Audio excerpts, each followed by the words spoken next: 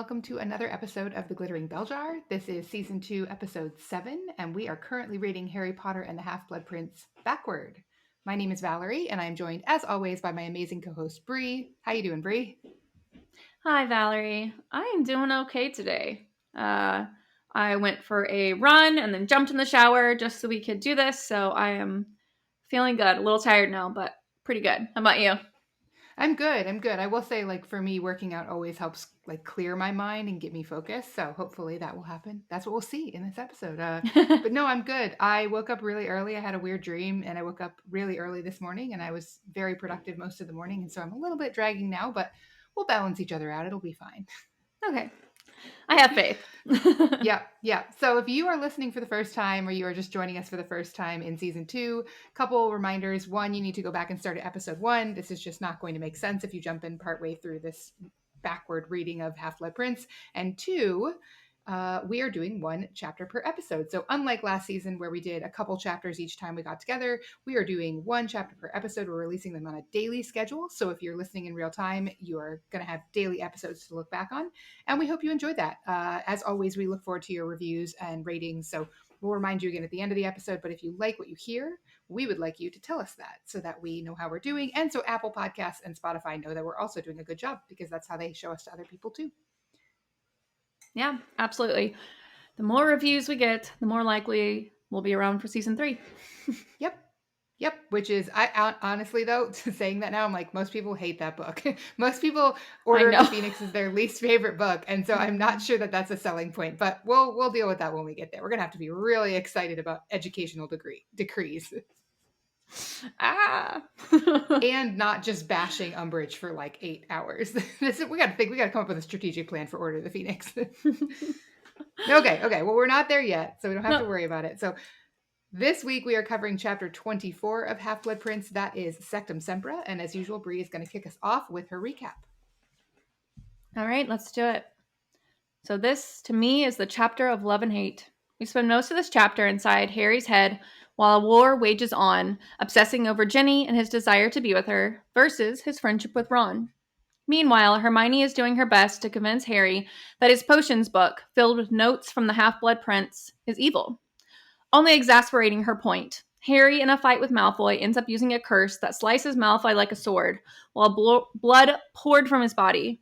Snape is able to save Malfoy, but he gives Harry detention, causing him to miss the final Quidditch match. But not to worry. Ginny, our hero, wins the match as Seeker, and in celebration runs to Harry, who then kisses her in front of everyone. Woo! Yay! And with that, the final sentence of this chapter is, the creature in Harry's chest roared in triumph. He grinned down at Ginny and gestured wordlessly out of the portrait hole. A long walk in the ground seemed indicated, during which, if they had time, they might discuss the match. They're gonna go make out, in case you're wondering. Yep. Yeah. Lots of making out. It's not like on the page, but it's pretty clear they're not going to be talking. So imagine what you will. Yeah. Oh, I loved this chapter. I was so excited for this chapter because, again, I know this book isn't a romance novel, but I love some romance, and we got a little bit of that in here. And I don't know, it was just sweet to finally see them together. And Ginny won the Quidditch match. Thank you. Yeah, I know they say Harry's the best Seeker, but Ginny seems to do a pretty darn good job when she has to play. So they needed 450 points. And she got them. And she got them. So yeah. Actually, one of the other things, I do love this chapter too. It has a lot of elements of the story that I really like. It has Harry dealing with interpersonal stuff. It has Malfoy, who's one of my favorite characters, and it has this incredibly important turning point. It has Snape. So last episode 6, we were talking about how everything important kind of has something to do with Snape. Here we get our first teaser, especially reading backwards, about why Snape knows to use legilimency and ask Harry for his potions book because he knows this spell. He invented this spell. But I also love the photo at the beginning of our chapter. So for those of you, if you're reading along, we are reading the Marie GrandPré versions, the ones that came out kind of as the books were released in the US. And at the beginning of chapter 24, there's this really cool little graphic of the cabinet where Harry hides that potion book and the old ugly warlock and the tiara, aka the diadem, sitting on top. And it's a neat little image inside the room of requirement, which we don't get a lot of visual representation of. It's only just written for us in the rest of the book. There's also a high heel in that picture. I don't know where that came from.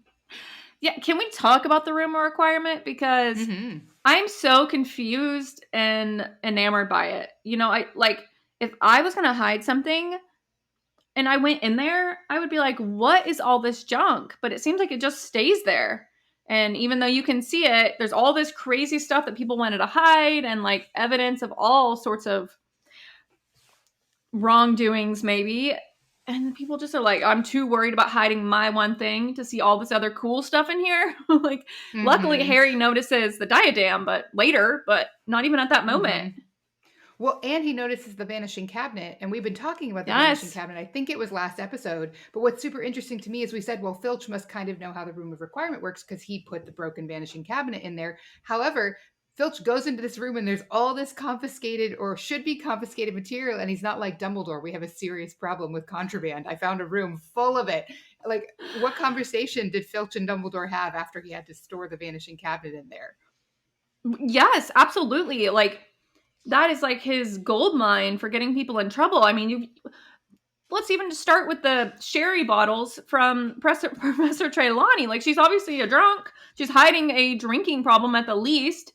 Like, there's dragon eggs. There's just shells. Like, there's all this stuff. And yeah, Filch man, his anxiety. Like, when he goes in that room. He goes in there one time and he's like, I can never go back in that room.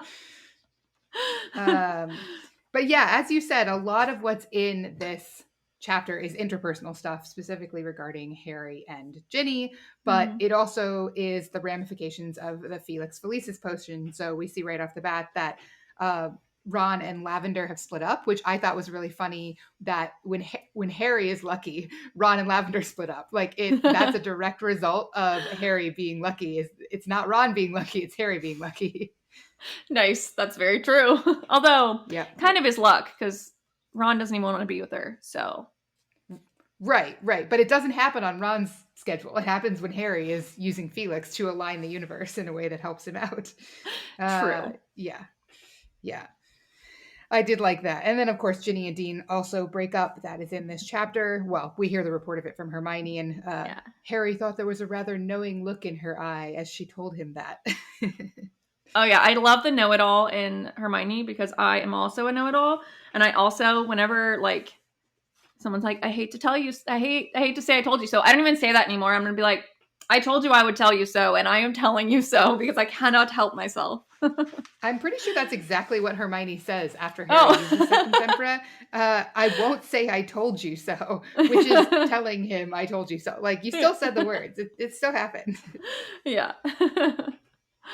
Oh, just for a second, because I think this is going to happen a lot in this book, but I just want to talk about Ginny for 1 second, because we did talk about last episode or episodes, all the things that Ginny got from her, like, brothers, from her siblings and her family. And I really found there was a lot of that in this chapter, and I'm hoping we can pick up even more of that in the coming chapters, but the past chapters, whatever. So wait, what did you pick up on? Okay, so let's see. So page 518, the last paragraph, she's funny like the twins. So at the Quidditch practice, Harry's like being kind of tough on him, and she's like mocking him and making fun of Ron and like being hilarious. She's a class clown, but people love it. Even Harry like had to laugh. I mean, obviously he's in love with her, so he's got to laugh. But they note also that she's popular. So if Harry doesn't hurry up, her and Dean may have split, but she's popular. She's going to get picked up in a second. And that kind of reminded me, I feel like she's popular and pretty, like Bill, maybe. Like, Bill is supposed to be like good looking, and so I feel like maybe she gets at least the popular part. I mean, although the twins are popular too, I feel like they're popular on their own terms. I mean, they're twins. We love twins, but let's be honest, you guys are in your own world. So twins are typically in their own little world. They may be popular, but not in the same way. She defends her family like Molly. So whenever Hermione, it just won't shut up about how Harry didn't listen to her and how now she's in trouble. She's not only going to win the Quidditch match or lose the Quidditch match. And she's like, And what would you know about that, Hermione? Like, literally, like, and Harry's like, oh, okay. And then, yeah, I mean, that was the main things I picked up. But, like, those are, like, several little just, like, personality traits that I feel like she must have gotten just from being the baby and being around so many interesting characters in her family. Mm-hmm. Yeah. She's like the amalgamation of all the Weasleys. Like she's the distilled Weasley, the ultimate Weasley. And what I love actually too, it's not only the way that she behaves is a reflection of the characters that she's been brought up around, but she's actually really consistently described. So I don't know if you caught it, but last chapter, the chapter before, we talked about Ginny. It must have been the Flight of the Prince, where Ginny is in the heat of battle and her hair is flying around her like flames. Well, here she's described with a blazing look, like a fiery. So she gets this same like Mm. fire related imagery discussed about her a lot for like that being, I think that's like the core thing that makes her Ginny and different than all of the other Weasleys, is that she is like the most intense fiery one of them. And it's such a bummer that you don't see that on the screen because it's literally written, it's like literal on the page. Those are the words that are used to describe her, and she just doesn't come across that way in the movies, which made people not like her character when she's such a cool strong character in the books in every way. Once she finds herself, she is in command of the situation and picks the pieces of her family characters to build herself into this really cool powerful female character. Yeah, you're right. Especially the fiery part. Like, she is the best of all of them, including being a powerful witch. So, yeah, you're right. I dig that.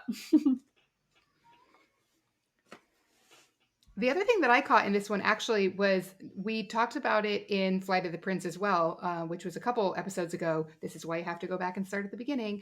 The fact that Snape could tell that Harry was about to use Levicorpus, even though it's a nonverbal spell. Well, Malfoy responds the same way, actually. So I don't quite understand the mechanics of nonverbal spells. I guess just like if you're waving your wand and not saying something, you can still be stopped. Like you can still use defensive magic against that because Malfoy also blocks Levicorpus even though it's a nonverbal spell. It's the only one Harry knows how to do. So anyway, I think we had talked about how like we thought maybe Snape was using legilimency and I didn't quite understand what was going on. And I don't think that's the case. I think that when people do nonverbal spells, it's just obvious because they're waving their wand. And so the person that they're casting it on can actually see that and respond accordingly. Interesting. I don't think I realized that was a nonverbal spell. Mm-hmm. Yep, it's the only Mm. one Harry can do.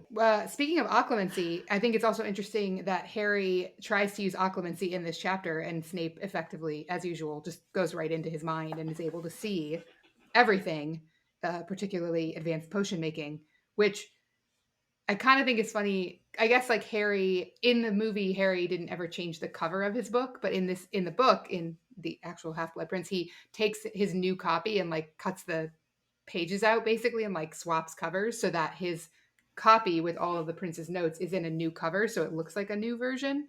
But Mm. I always imagine it as the old tattered version that's in the movies, and I'm like, Snape would recognize it's his book, but that's not the way it actually is in this book. Yeah, I guess I thought that too. Like, Snape was like wondering the whole book if that was like, why is he doing so well in potions? Like, he knew from the beginning, probably, or at least had an inkling. I don't really understand why he wouldn't just go take the book before now, but Yeah, or I mean, I guess like what's the point in him taking it, right? Like, does it do anything to take it away from Harry? Harry's still, he's using a textbook. He can't help it that the person who wrote in it gave him a bunch of extra help. He can still use that. It's not against any rules. If it weren't Snape, Snape would even know about it. So it's not like he would be able to be mad at him for it. But like, I guess he gets mad that Harry's getting credit for being good with something that Snape is actually good at. And as we discussed, Snape wants approval. And so dang it, Harry, like you're getting the praise for the thing that I worked so hard to do well. yeah. Yeah, for sure. And I think it's interesting that Harry, he's defending the book. He defends the prince to Hermione, where really he's defending Snape. And it's kind of fun. I Mm-hmm. feel like we've been doing this a lot where we're talking about the similarities between Snape and Harry. Harry is enjoying the power, of course, until it goes too dark. But I don't know. And that's obviously what, I assume that's what she was trying to do, is show that they are connected in some way and try to maybe make Harry understand Snape or vice versa or something. But Mm-hmm. yeah, I found it interesting that what was it that he said? Just because there's a bad spell in here doesn't mean like they're a bad person. And I kind of Mm-hmm. like, just because it kind of like Like, okay, Harry, well, that applies to Snape, aka the author of the actual spell. So, Right. Right. yeah. And it almost says that in another world, Harry and Snape could have gotten along quite well. Like if they'd been peers in school, or if Snape didn't hate James so much or anything, we obviously know that's not the world they live in, but they are more, you're right, they are more similar than they want to admit to each other or to themselves. Mm-hmm. I mean, which would make sense. I mean, Lily obviously did love Snape for a long time as a friend, or whatever. We Mm-hmm. don't know, but it would make sense that they would have similarities. But, one more thing I'm curious about, Mm-hmm. and so during detention, Snape makes Harry rewrite some of the punishments that children had to do because of what the crime they did, and a lot of them are James and Sirius getting in trouble. And then one of them is using a hex on a girl, which I find interesting. And maybe I didn't have time to look up. I'm curious if she was a Slytherin.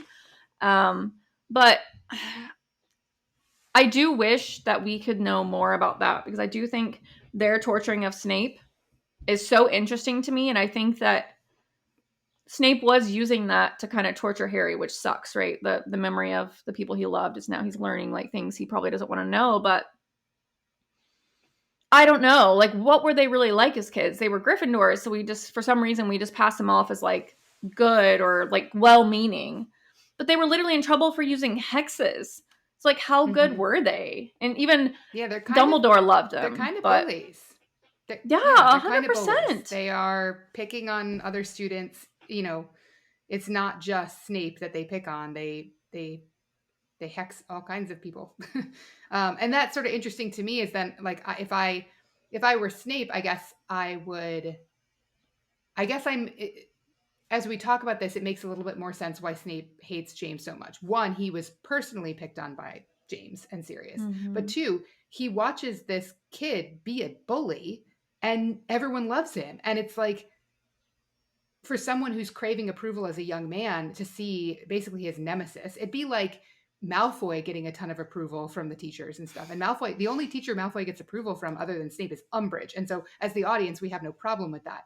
But Snape, James Potter is in the good favor of Dumbledore, and probably a young Minerva McGonagall if she's a teaching assistant or whatever. Like, they're not getting in trouble for being bullies. And personally, that upsets me. I'm like, that's where whatever my strong, like, moral alignment comes into play, where I don't care who you are. If you're being a bully, you shouldn't be getting rewarded and praised and have social clout for that. So it's like, it's not just Snape. Maybe it's not Snape's hatred of James isn't just because of the personal bullying. It's like, no, they weren't nice kids. They were not nice, and yet everybody loved them, and that should not be the case. Like, I wasn't mean and nobody liked me, and they are mean and people like them, and so I become evil. And why don't people like me now? Like, you kind of like see a warped logic about how good and evil shouldn't, don't actually correlate to being loved. So why not just do what it takes to survive, basically? Well, and he has an inkling that Lupin is a werewolf. He knows something is off, and Dumbledore basically tells him to like screw off. Like what? Like I'm smart. I have a great intuition, and these kids, there's something not right, and you're just telling me to shut up. And that sucks. Yeah. That And sucks. Lily does the same thing. Like, that's what sort of Mm-hmm. drives them apart. It's that final conversation that they have, which we see in The Prince's Tale and Deathly Hallows, is about him being like, but they're always sneaking off, and she's like, why do you care? And it's like, well, because everybody likes them and they're actually not nice. And I don't want people to like people who are nice. This is me. I'm again speaking for Snape. No, I am too. And now that's why it's so hard to like James. Even when I watch the movies, I'm like, he looks nice now, I guess. And when he's like a ghost, sorry. When he comes back to Harry, it's like a ghost Yeah. or a memory or in like pictures. Yeah. Yeah. All right. Well, I don't have anything else. Do you have anything else you want to cover from this chapter? Nope, I'm good. Cool. So this was a bit of a mixed chapter. I mean, sometimes I feel like we talk about how some chapters are just like moving us through story, and sometimes they're like building blocks of story. So it's like brick and mortar. This one's kind of a bit of both. We got some important things that happen. We learn we don't learn some important information. We get hints of important information regarding the Half-Blood Prince, and obviously Harry and Ginny get together, which is highly important. But at the same time, there is just a lot of exposition and information being given to the audience, which is pretty cool to finally get some of that. So with that, we're going to step back in time. We are going to wrap it up here for now. We would love to have you leave those 5-star ratings and reviews for us. You can grab your Muggle wand, aka smartphone, and do it on Apple Podcasts or Spotify or whatever podcast player you have. If they have reviews, we take them on any platform. We also love to hear from you on social media. Yeah, Bell Jar Pod on Instagram, Twitter, TikTok. Please give us a follow. Send me a message. Share our stuff. This is Valerie's favorite thing to do, but I'm going to take over this episode. If you know someone that would love butterbeer, or you know they love butterbeer, then, send our podcast over. If they love butterbeer, they're going to love us. It's literally everyone, so you have no excuse not to share with people. Okay, that's what she's saying. That's like who doesn't like butterbeer? Come on. Okay, and with that, we will wrap it up. We will see you next episode. Thanks, as always, for joining us. And yeah, we'll be back soon. See you next time.